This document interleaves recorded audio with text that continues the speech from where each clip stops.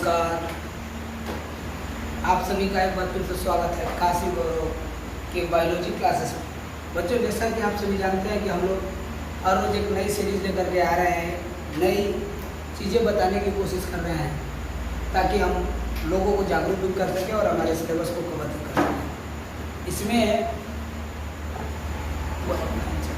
इसमें आज का जो सीरीज हो उस सीरीज को लेकर के चलने वाले हैं डेंगू से।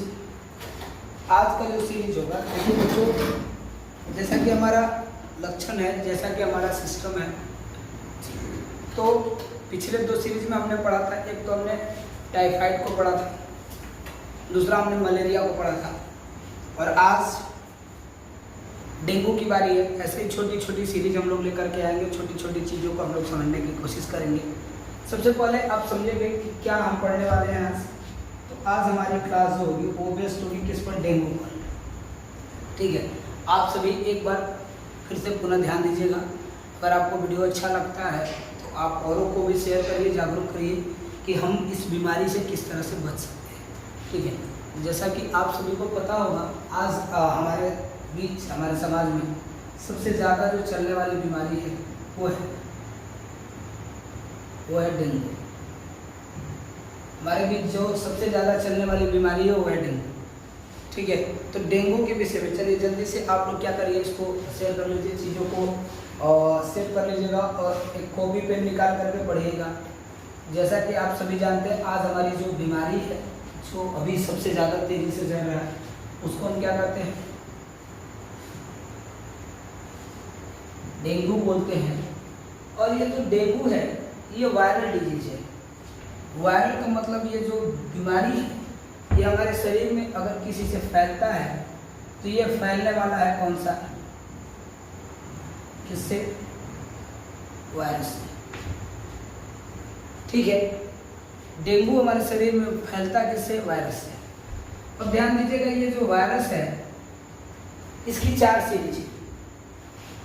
उतना अंदर आपको नहीं जाना है क्योंकि ये काफ़ी मेडिकल लाइन्स में हो जाएगी, और अगर आप चाहिए तो इसके लिए स्पेशल बना दीजिएगा। ये वायरस सीधे सीधे हमारे शरीर में नहीं आता है।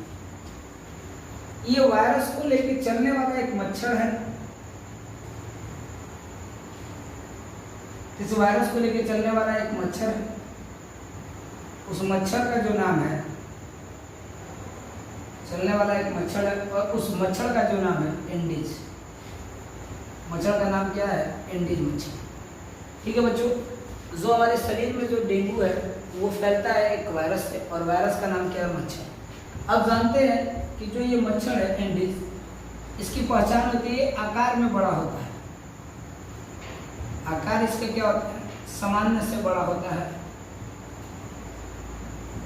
सामान्य से बड़ा होगा आकार। और दूसरी चीज, इस मच्छर की पहचान क्या है? यह ताजे जल में, जो साफ पानी है उसमें जमा होता है। किस पानी में जमा होगा? साफ जल में जमा होता है। जल में उत्पन्न होगा या पैदा होगा, जन्म लेता है।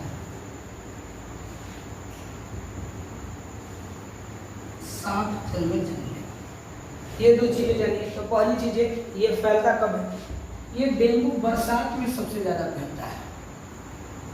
बरसात के मौसम में, वर्षा काल में सबसे ज़्यादा फैलता है। और जो ये फैलता है बाबू, ये सबसे ज़्यादा उष्णकटिबंधीय क्षेत्र में फैलता है। उष्णकटिबंधीय क्षेत्र में फैलता है। अब आप सोचेंगे सर ये उष्णकटिबंध क्या है? वैसे क्षेत्र जहाँ गर्मी ज़्यादा होती है, जैसे यहाँ पर ध्यान दीजिएगा, अगर आप ये पृथ्वी देख रहे हैं तो पृथ्वी का ये वाला जो भाग है, बीचों बीच वाला, ये वाला, इस क्षेत्र को उष्णकटिबंधीय क्षेत्र कहते हैं। यहाँ पर लगभग 8 से 9 मंथ गर्मी और बरसात को मिलाकर के होता है, 2 से 3 मंथ ठंडा होता है।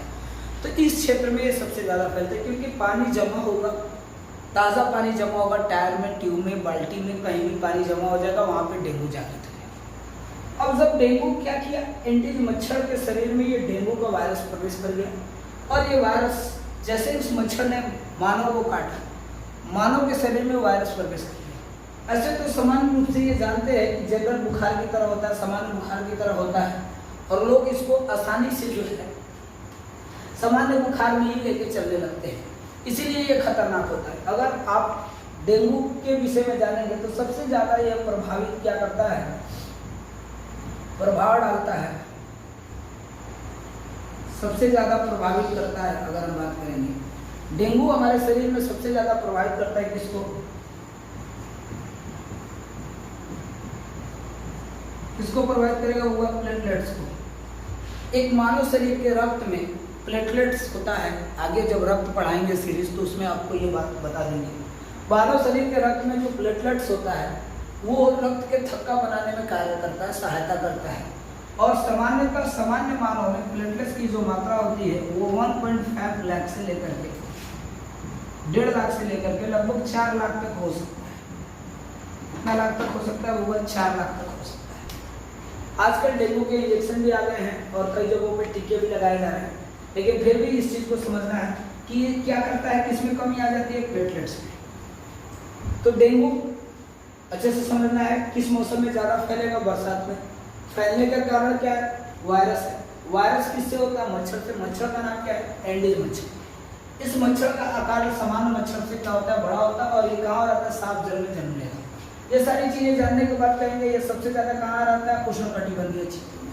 और वर्तमान समय में लगभग 100 देशों में ये फैला हुआ है, 100 देशों में फैला हुआ यह बीमारी है। ठीक है, फैला हुआ है। क्या आप इतना तक समझ पा रहे हैं? अगर मेरे प्रिय छात्र और भाई बंधु जो भी है इस वीडियो को देख रहे हैं, अच्छे से समझ रहे हैं, कोई पहले इस बेसिक चीज़ को, बेसिक कंटेंट को समझने की कोशिश करें।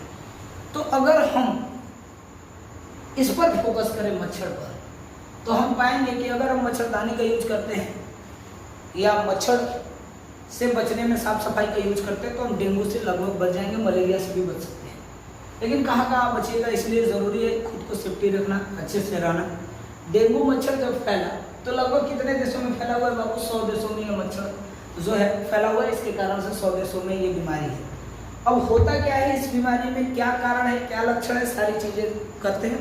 पहले एक बार इसको स्क्रीनशॉट ले लीजिए, स्क्रीनशॉट लेने के बाद मैं आगे चलता हूँ।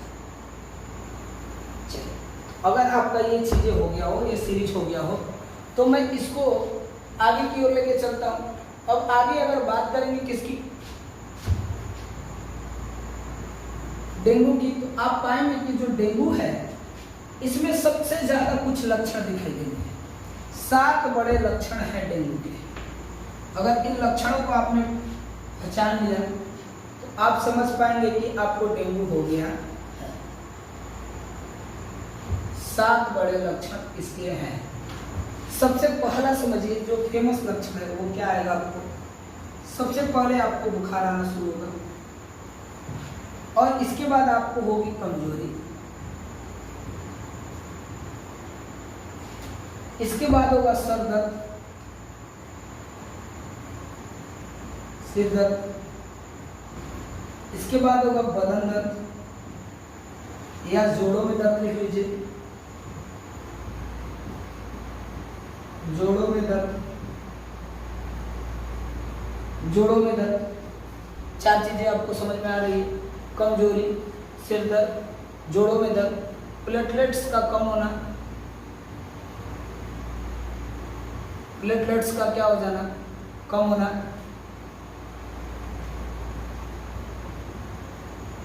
प्लेटलेट्स आपके शरीर में क्या हो जाएंगे, कम हो जाएंगे। और क्या होगा बाबू इस सीरीज में, आगे की ओर देखते हैं। तो अगर आपको ये सारी चीजें समझ में आ रही है तो आप ध्यान से देखेंगे। इसके बाद क्या होगा, उल्टी उल्टी मन करना, उल्टी या जी मचलना,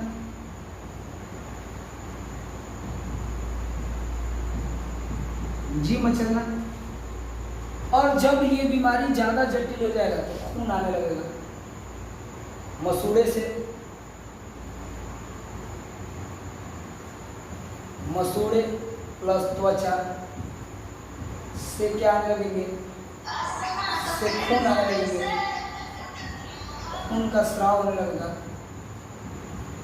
और ऐसी स्थिति में सबसे फेमस क्या होगा, शरीर पर लाल दाने आने लगेंगे, शरीर पर लाल दाने आने लगेंगे।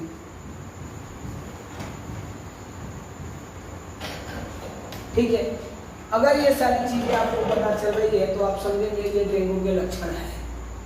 और जैसे ही आपके डेंगू के लक्षण पता चलते हैं, आपका क्या टेस्ट होगा?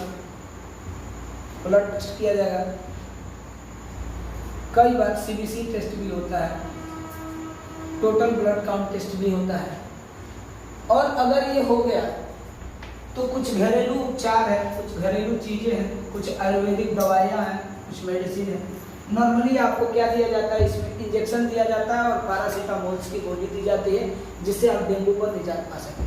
लेकिन इसके बावजूद भी पपीता वगैरह हो गया, आजकल बड़ा फेमस चल रहा है, कीवी फल हो गया, पपीता हो गया, ये सारी चीज़ें आप ले करके डेंगू पर कंट्रोल कर सकते हैं। इसके बाद कई प्रकार के आयुर्वेदिक दवाइयाँ भी आती है जिसका आप प्रयोग कर सकते हैं। जैसे पपीता खा सकते हैं, पपीता का सेवन करेंगे।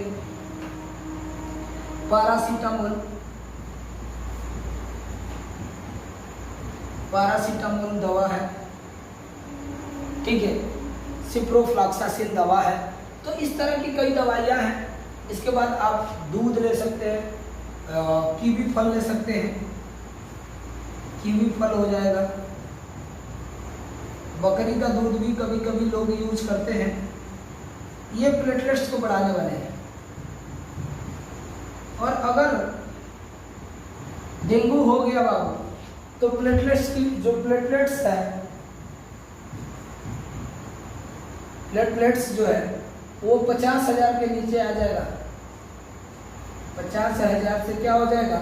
कम हो जाएगा। अगर डेंगू हो गया तो ऐसी स्थिति में प्लेटलेट्स 50,000 से कम हो जाएगा। और इस 50,000 से कम हो रहे प्लेटलेट्स के कारण आपको बेचैनी होने लगेगा, चक्कर होने लगेगा, चलने में समस्या आने लगेगी, कई प्रकार की समस्या उत्पन्न हो जाएंगी।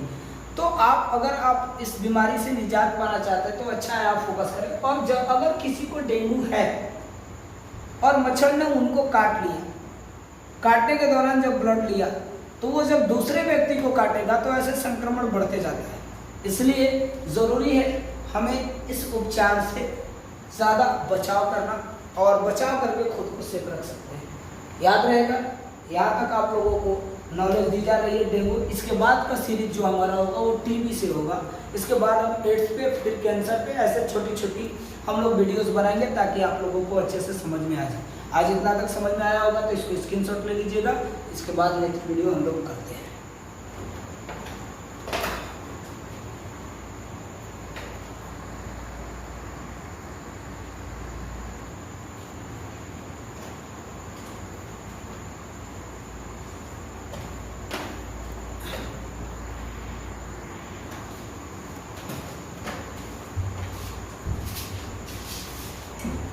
चलिए, अगर आपका डेंगू हो गया हो तो अब हमारी बारी किस पर है? तपेदिक।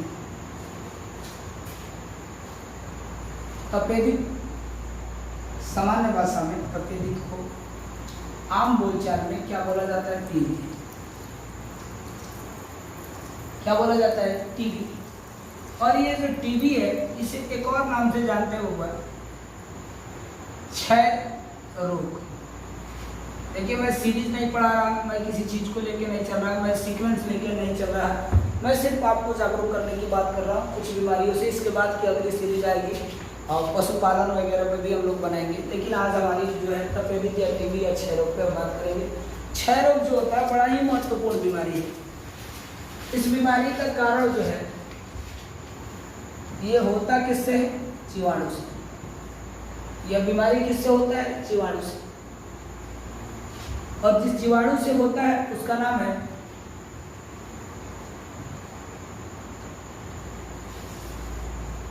ट्यूबिरेकल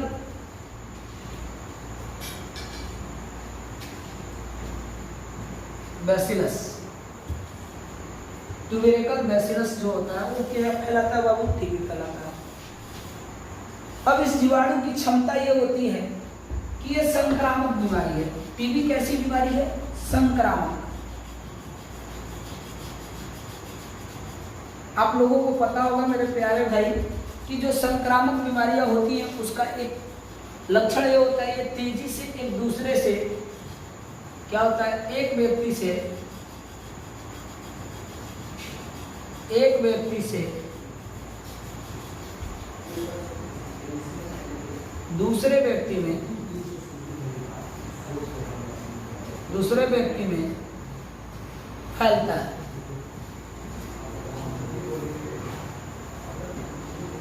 और एक व्यक्ति से दूसरे व्यक्ति में फैलने का कारण क्या है? छींकना, खांसना,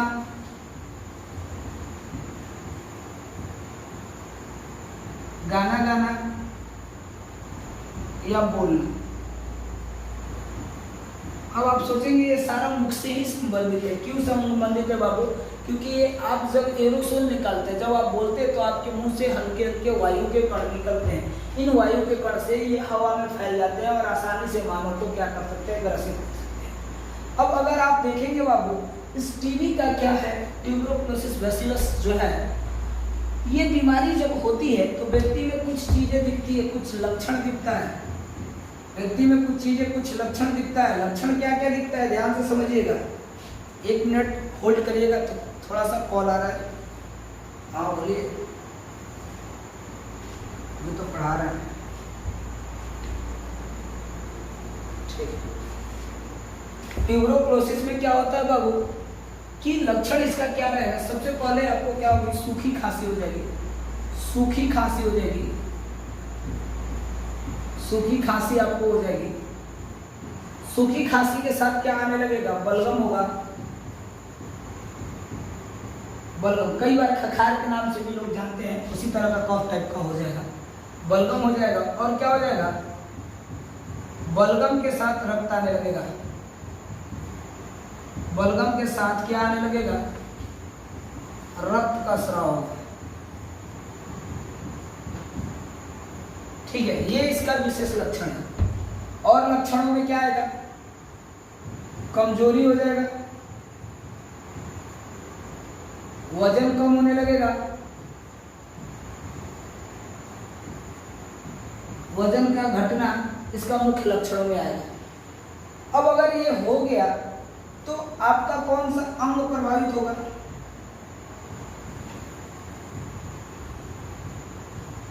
कौन सा अंग प्रभावित होगा? अगर ये बात करेंगे तो आप याद रखेंगे, आपका ज्यादातर क्या प्रभावित होता है? फेफड़ा प्रभावित होता है।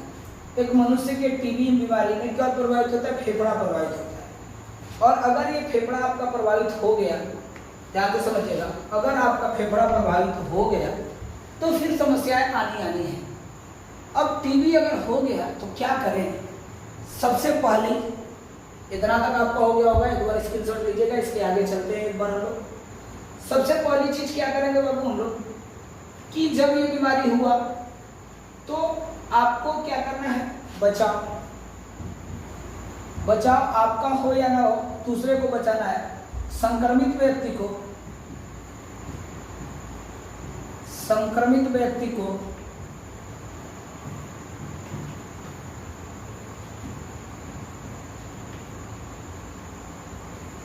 मास्क का प्रयोग करना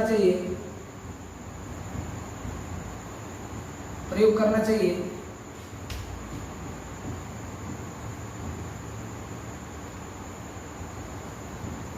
और अपना जो है जूठा किसी को नहीं खिलाना चाहिए। इसके दौरान सबसे पहले आपका क्या होगा? टेस्ट लिया जाएगा। और जो टेस्ट होगा वो होगा PPB, या रक्त का टेस्ट किया जाएगा, या बलगम टेस्ट होगा। बलगम की क्या की जाएगी? जांच। और PPD का फुल फॉर्म होता है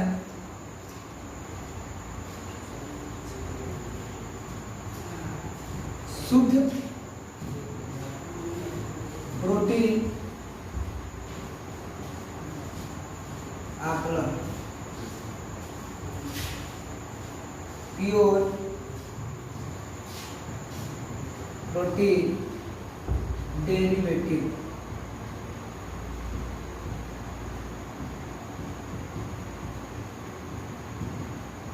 ठीक है, इस तरह से हम टीबी का जांच कर सकते हैं। और अगर टीबी का जांच हो गया हो तो भाई उनको डॉट की दवा दी जाएगी। ठीक है, और बहुत सारी मेडिसिन है, एंटीबायोटिक्स है।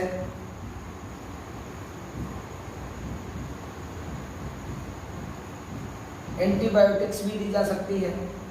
और इसके साथ साथ क्या किया जाएगा, एंटीबायोटिक्स दी जाएगी, डॉट्स दिया जाएगा और डॉक्टर के सलाह पर जो मेडिसिन हो वो दी जा सकती है। इसमें एक चीज़ सबसे ज़्यादा प्रभावित क्या करता है, एक दूसरे से संक्रमण। और इसी वजह से सरकार प्रत्येक वर्ष टीबी को रोकने के लिए 24 मार्च को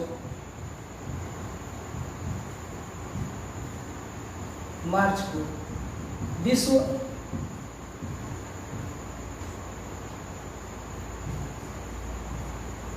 क्षय रोग